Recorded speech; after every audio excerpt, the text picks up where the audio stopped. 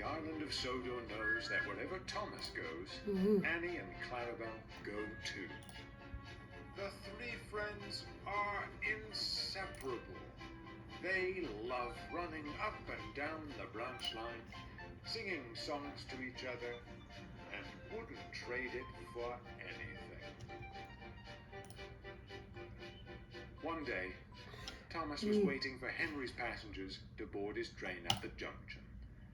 As he waited, he chatted with Henry's coaches. They remembered Thomas from his days as station pilot and were glad to see him again. They told him all about their adventures on the main line. Thomas was so enthralled, he didn't notice the guard's whistle.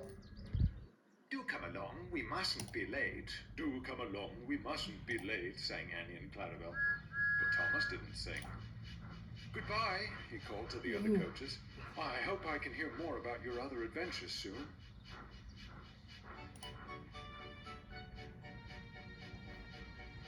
What fun it must be, Thomas thought aloud, venturing all along the main line. Those coaches have certainly had their share of adventures. Needless to say, Annie and Clarabelle had given up trying to sing. Later, Thomas had shunted the coaches to the carriage shed and then stopped for a rest. As he slept, Annie and Clarabelle conversed. "Why don't we have any stories to tell?" Annie wondered. "We do," replied Clarabelle, "only they're all about Thomas. Going fishing, losing our guard," Annie added. "Racing Bertie," finished Clarabelle. "Wonderful stories, mind you, but we were merely along for the ride," Annie sighed.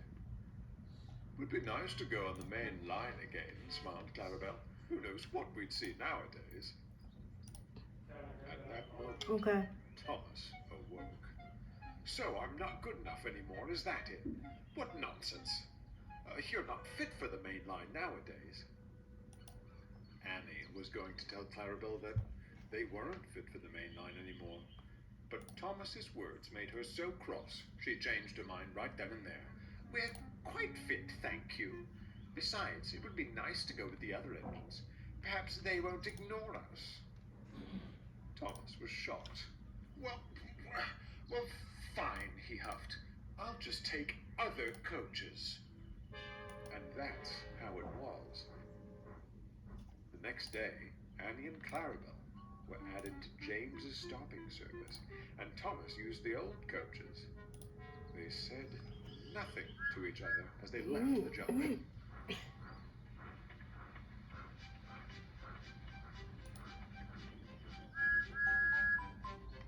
At first, things went well. Thomas felt pleased. "Do come along, we shan't be late," he sang.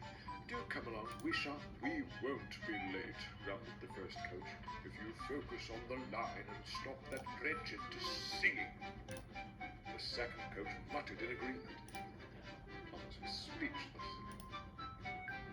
As they approached Terrence's field, Thomas whistled gaily to the tractor.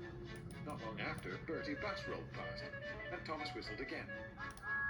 "For goodness sake," grumbled the first coach, "how many whistleboards are there on this branch line?" "I was only saying hello," Thomas cried. "No time for those sorts of pleasantries on the main line," retorted the second coach. "Not when there's a timetable to keep to." Thomas's heart sank. This wasn't what he'd expected at all. He was miserable for the rest of the day. He didn't want to admit it, but he missed Annie and Clarabelle dreadfully. At the end of the day, Thomas was at the junction with his last train. He was having a drink and feeling quite down when Henry fussed in. "Every station, there's a timetable. You there, Thomas? Yes. Come take these coaches away at once." Thomas looked up.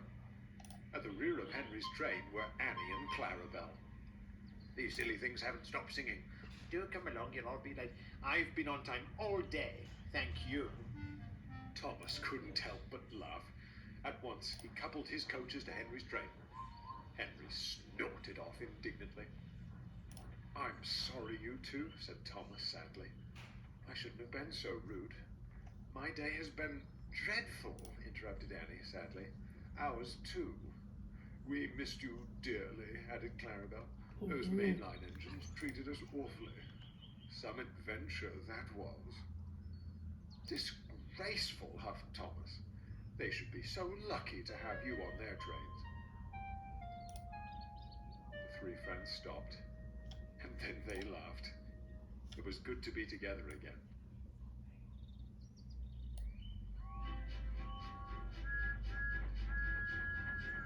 Thomas, Annie, and Clarabelle stick close together nowadays.